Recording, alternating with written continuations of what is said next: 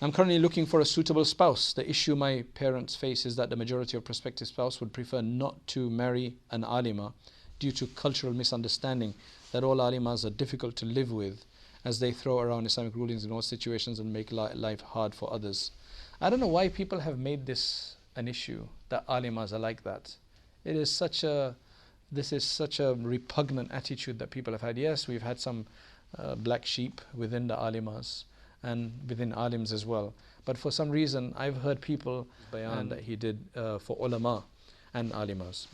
He said kind of something similar about alimas throwing around fatwas. Maybe he's dealt with some bad experience with one of his friends or whatever the case is. And because of the all alima, the way I've seen from my experience, I've dealt with a lot of alimas. I'm married to an alima, right?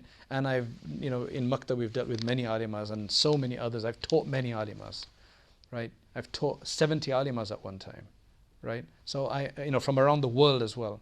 And the thing is that it's all about personality.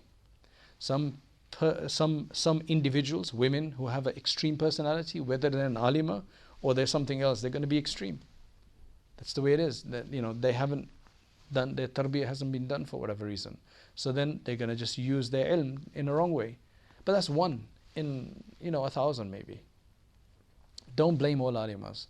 But anyway, that's something that's going to have to be remedied. I personally do not consider myself an alima, but as I studied the full course and graduated, I'm perceived as one. I have been told to look for an alim to many. However, this does limit the possible choice, which is making it more difficult to find someone.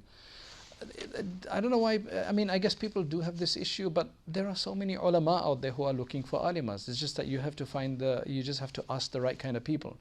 The problem, I think, is where you've got these kind of limitations and then you've got cultural baggage. So you can only get married to, for example, somebody from this village in Pakistan or India.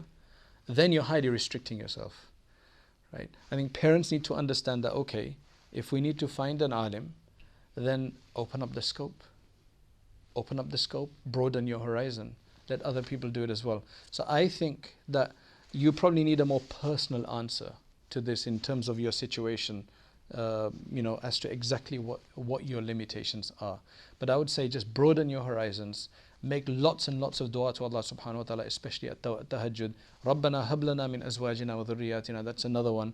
رَبِّ لَا تَذَرْنِي فَرْدًا وَأَنْتَ خَيْرُ الْوَارِثِينَ. All of these duas abundantly.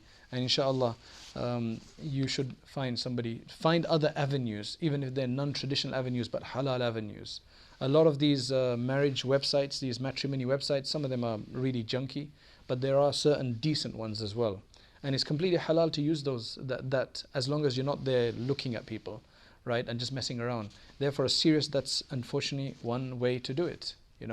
It's just instead of the one of the aunties in the village who's matchmaker, this has just become a company who's helping you matchmake. So essentially the same thing, as long as there's not much haram involved. So there are some better ones than others, right?